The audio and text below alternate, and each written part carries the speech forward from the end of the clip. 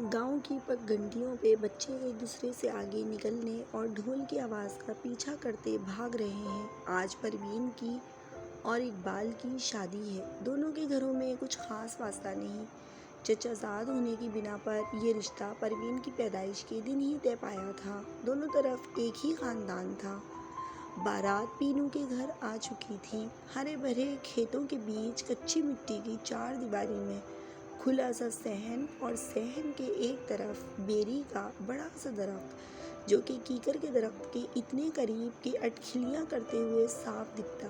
صحن کے بیچوں بیچ مراسن ڈھول پیٹ رہی تھی اور دولہے کی بہنیں اور رشتہ دار عورتیں سہرے یعنی کہ گیت گا گا کر اور جھومر ڈال ڈال کر اپنی خوشی کو زندگی کا حصہ بنا رہی تھیں، اور ان کے گرد بچھی چارپائیوں پر بوڑھی خواتین بھی ان کا گا گا کر ساتھ دے رہی ہیں۔ 2 کمروں کے اس مٹی کے بنے گھر میں ہر طرف خوشی ہی خوشی ہے۔ دلہن کی سہیلیاں اسے تیار کر رہی ہیں اور ساتھ ہی شادی شدہ کزنیں پینو کے ساتھ چھیڑ چھاڑ کرنے میں مصروف دکھائی دے رہی ہیں، اور پینو مارے شرم کے اپنا منہ نیچے کر لیتی۔ 16 سال کی پینو پر رج کے روپ آیا تھا، لمبے لمبے بال جسے آج پہلی دفعہ اس کی سہیلیوں نے بھی بچپن کے بعد اب دیکھا تھا۔ وہ اتنا کس کے دوپٹہ جو لیتی تھی، بڑی بڑی اور حیا سے بھری آنکھیں جو پلکوں کے بھاری پن سے جھکی ہوئی تھی، سکما ناک پر خوبصورت نتھ اور نازک ہونٹ جن پر پہلی دفعہ لپسٹک لگی تھی، اور سرخ رنگ کے لپسٹک اور آنکھوں کا کاجل، اور کھلتا صاف گندمی چہرہ جس پر ہلکی سی کریم لگی تھی، ماتھے پر جھومر، لیکن ایسا لگتا تھا گویا پریوں کے مقابلے حسن میں پہلا انعام پا کے بیٹھی ہو۔ اس خوبصورتی کو اگر غالب دیکھتے تو یقیناً ایک دیوان لکھ دیتے۔ شاید دولہا آ گیا ہے، اس کی سہیلی نے اس کے کان میں کہا، اور پھر اچانک کمرے کے دروازے پر موجود لڑکیوں کی بحث کی آوازیں آئیں جو کہ دولہا سے در مہاڑی یعنی دروازہ کھولنے کی رسم کے پیسے مانگ رہی تھیں۔ کافی بحث کے بعد کچھ معاملہ طے پا گیا۔ پروین ہاتھ سے بنے ٹکریلی گندی سندھی بیڈ شیٹ سے ڈھکی چارپائی پر بیٹھی تھی جس کے چاروں پائے رنگین اور آرٹ کے نمونہ تھے جو کہ اس کی ماں نے اپنے ہاتھوں سے بنی تھی۔ اقبال جو گلے میں نوٹوں کے بھاری بھرکم ہار پہنے ہوئے تھا، شرماتا ہوا چارپائی پر بیٹھ گیا۔ ارد گرد موجود بوڑھی عورتوں نے اپنے خاص سرائیکی زبان میں ان کے لیے دعاؤں کے گیت گانے شروع کر دیے۔ ساتھ سہاگنوں نے ان کے سر پر اپنے دوپٹے کے پلو ڈالے اور ہر ایک نے نیک تمناؤں دعاؤں کے ساتھ ان کے سر سے پلو ہٹائے، اور مختلف رسومات کے بعد آخر کار رخصتی کا وقت بھی آ گیا۔ باپ نے گلے لگایا، بھائیوں نے سر پر ہاتھ رکھا، ماں اور بہنوں سے ملتے ہوئے وہ پھوٹ پھوٹ کے روئی، لیکن ایک نہ ایک دن تو سب کو ہی پیا گھر سدھارنا ہوتا ہے، اور یہی معاشرے کا قانون ہے۔ اقبال بہت خوش تھا کیونکہ آج پینو اس کے خوابوں سے نکل کر حقیقت میں اس کے سامنے بیٹھی تھی۔ بچپن کی مانگ تھی اس کی، بچپن سے ہی اسے دیکھ کر شرم سے چھپ جاتی۔ اس گاؤں اور خاندان کے رواج کے مطابق منگیتر سے بات کرنا بہت ہی بے شرمی سمجھا جاتا تھا، اس لیے ان دونوں کے درمیان کبھی لفظوں کی زبان نہیں بولی گئی تھی۔ گو کہ اقبال کی ترسی نگاہیں ہر وقت پینو کی متلاشی رہتیں اور راتیں اس کے سپنوں میں کٹتیں، اور اب حقیقت میں اس کے سپنوں کی شہزادی گھونگھٹ ڈالے بیٹھی تھی۔ اقبال نے اپنی مہندی والے لال ہاتھوں سے اس کا گھونگھٹ اٹھایا اور بے اختیار بولا، واہ اللہ سائیں واہ! پینو اور اقبال کی محبت کی ابتدا کا تو ان دونوں کو معلوم نہیں کب ہوئی، لیکن شادی کے بندھن نے گویا اس محبت کو زبان دے دی تھی۔ یہ وہی پینو تھی جو اس کو دیکھتے ہی شرم سے چھپ جاتی تھی، اب اس سے ڈھیروں ساری دل کی باتیں کرتی۔ ایک دن دونوں مل کر گھاس کاٹتے کاٹتے تھک کر پگڈنڈی پر بیٹھ گئے تو پینو نے اپنے دوپٹے سے اقبال کا پسینہ سکھایا۔ اقبال نے اس کی آنکھوں میں جھانکا۔ پینو نے شرما کر پوچھا، کیا دیکھ رہے ہو؟ تمہاری آنکھوں میں اپنی تصویر دیکھ رہا ہوں۔ اقبال نے درائنتی کو زمین پر رکھتے ہوئے بہت پیار سے کہا۔ پینو جو اب تک پگ گنڈی پر لگی گھاس سے کھیل رہی تھی، خوب لہلہا کے ہنسی اور پھر ہنستی ہی رہی۔ اقبال اس کی ہنسی کی آواز سے خوش تھا، لیکن مصنوعی خفگی سے بولا، یہ کیا بات ہوئی، میں نے جھوٹ کہا کیا؟ نہیں، پینو جھٹ سے بولی، اصل میں شادی سے پہلے جب تم میرے خواب میں آتے تھے تو اگلے دن میں نیچے منہ کر کے گھومتی تھی۔ اقبال نے حیرت سے اسے دیکھ کر کہا، مگر کیوں؟ ایسا کس لیے؟ میں ڈرتی تھی کہ کوئی میری آنکھوں میں آپ کی تصویر نہ دیکھ لے اور کہیں کسی کو پتہ نہ چل جائے کہ آپ میرے خواب میں آئے تھے۔ اس بار ہنسنے کی باری اقبال کی تھی اور وہ زور زور سے ہنسنے لگا۔ پینو نے پاؤں زمین پر پٹکے۔ بالی، تم بہت برے ہو، اور کاٹی ہوئی گھاس جو ذرا فاصلے پر پڑی تھی پینو کے اقبال پر ڈالنا شروع کر دی۔ اقبال کہاں چوکنے والا تھا، اس نے بھی پینو پر ڈالنا شروع کر دی۔ دونوں خوب ہنسے اور خالی کپڑے میں پھر سے گھاس ڈالنا شروع کر دی۔ چاچی، باہر شور کیسا ہے؟ اچانک شور پر پینو نے آٹا گھنتی ساس کو دیکھا جو خود بھی حیران تھی۔ اب شور بڑھ رہا تھا۔ اچانک نذیرہ، امیرہ اور ان کی ماں بھاگتی ہانپتی کانپتی ان کے گھر میں داخل ہوئی اور فریاد کرنے لگی، اللہ کا واسطہ میری بیٹیوں کو چھپا لو، ان کے بھائی نے ساتھ والے گاؤں کے آدمی کا قتل کر دیا ہے اور اب میری بیٹیوں میں سے کسی کو قربان کرے گا۔ یہ کہانی کوئی نئی نہیں تھی پینو اور اس کی چاچی کے لیے، یہ تو اس گاؤں کی ریتی تھی۔ یہاں کے آدمی قتل کرنے میں بہادری سمجھتے تھے اور اسی قتل کی سزا سے بچنے کے لیے اپنی بہنوں، بیویوں، بہوؤں اور ماؤں کو قتل کر دیتے۔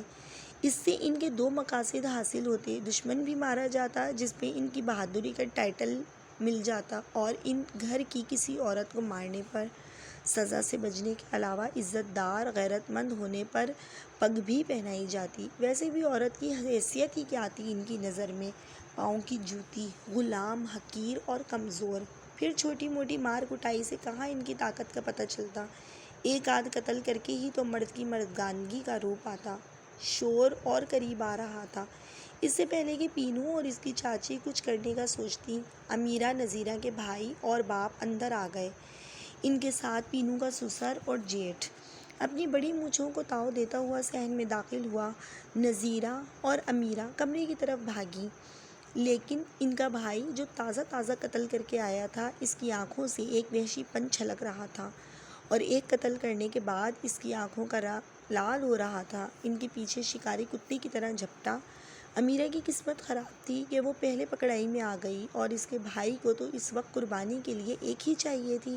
امیرہ نے بھائی کی منت سماجت کی، اپنا دوپٹہ اس کے پاؤں میں ڈالا، واسطے دیے۔ وہ کہتی رہی، بھائی مجھے کیوں مار رہے ہو، میں نہیں مرنا، مجھے نہیں مرنا۔ اس کی چیخوں کی آوازیں آسمان ہلا رہی تھیں، لیکن اس کا بھائی اسے گھسیٹے جا رہا تھا۔ امیرہ کی ماں دہائیاں دے رہی تھی، چھاتی پیٹ رہی تھی اور اپنے بیٹے کو اپنے دودھ کا واسطہ دے رہی تھی کہ بہن کو چھوڑ دو، بے گناہ کو مت مارو۔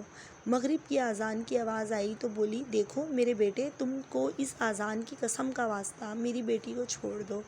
ارے یہ تو سب سے چھوٹی ہے، تمہاری لاڈلی ہے، تم سے کتنا پیار کرتی ہے، تمہارا راستہ دیکھتی ہے، تمہارے لیے اللہ سائیں سے دعائیں مانگتی ہے، ابھی سے تمہاری شادی کے گیت گاتی ہے، اسے چھوڑ دو۔ بکواس بند کرو۔ اپنی امیرہ کا باپ جو کہ اب تک خاموش کھڑا تھا بول پڑا، قتل کر کے آیا ہے ساتھ والے گاؤں کے آدمی کو، اگر بہن کو کالی کر کے نہیں مارے گا تو اس کو سزا ہوگی اور مقتول کا بدلہ لینے آ جائیں گے، اور پھر بہنیں بھائیوں پر قربان ہونے کے لیے ہی تو ہوتی ہیں۔ جلدی کر پتر، اس سے پہلے کہ پولیس آ جائے، چلو پکڑو امیرہ کو۔ اس نے اپنے دوسرے بیٹوں کو اشارہ کیا جو کہ اب تک خاموشی سے یہ منظر دیکھ رہے تھے۔ تیزی سے لپکے اور امیرہ کی آوازیں، اماں بچاؤ، اماں مجھے بچاؤ، میں مرنا نہیں چاہتی، اماں مجھے درد ہوگا، ابا سائیں، ادے سائیں کو بولو مجھے چھوڑ دیں، آپ کی تو میں لاڈلی گڈی ہوں۔ امیرہ کے باپ نے اس کے سر پر ہاتھ رکھا، میں مجبور ہوں، اور بیٹوں کی طرف اشارہ کیا، دیر مت کرو۔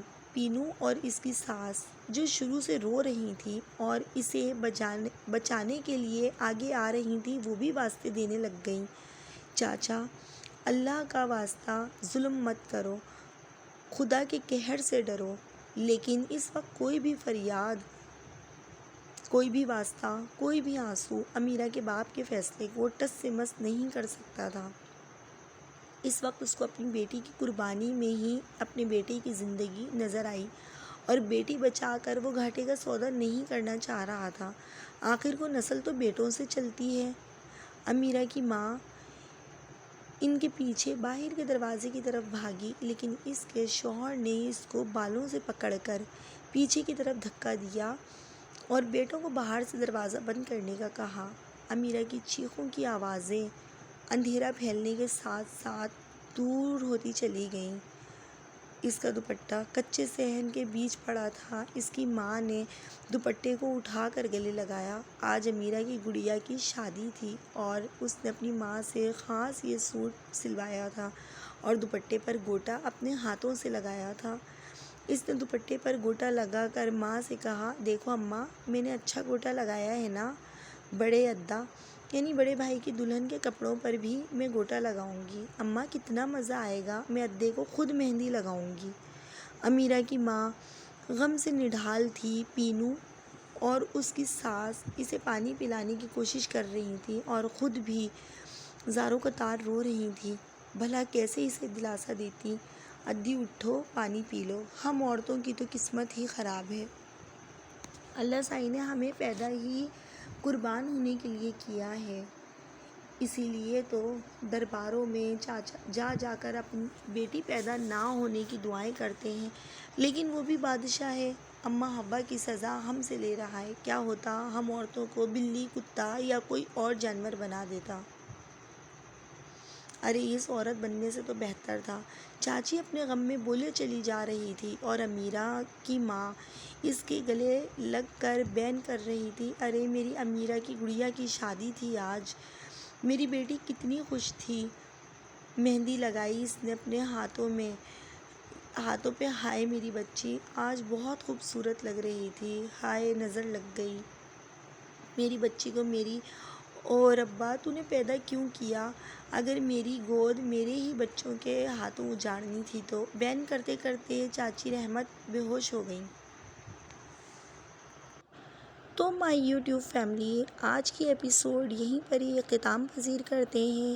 جانیے اگلی قسط میں کہ امیرہ کے ساتھ کیا ہوا، اور جاننے کے لیے میرے چینل کو سبسکرائب ضرور کر دیں، بیل پہ لگے آئیکن کو ہٹ کر دیں تاکہ آپ کو آنے والی تمام ویڈیوز کے نوٹیفیکیشن ایزیلی ملتے رہیں۔ اگر آپ کو ویڈیو اچھی لگی ہو، یہ والی ایپیسوڈ اچھی لگی ہو تو ویڈیو کو لائک ضرور کیجیے گا۔ ملتے ہیں نیکسٹ ایپیسوڈ میں، ٹل دین اللہ حافظ۔